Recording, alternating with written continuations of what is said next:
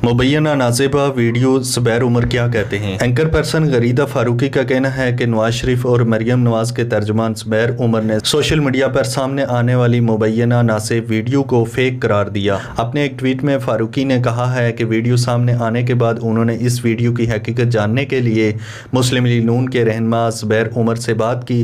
ज़ुबैर उमर का कहना है कि ये वीडियो झूठी और एडिट की गई है। ख्याल रहे कि सोशल मीडिया पर एक मुबैना नाज़िबा वीडियो तेज़ी से वायरल हो रही है जिसके बारे में दावा किया जा रहा है कि ये लीगी रहनुमा ज़ुबैर उमर की वीडियो है। वीडियो सामने आने के कुछ ही देर बाद ज़ुबैर उमर का नाम ट्विटर में टॉप ट्रेंड बन गया है।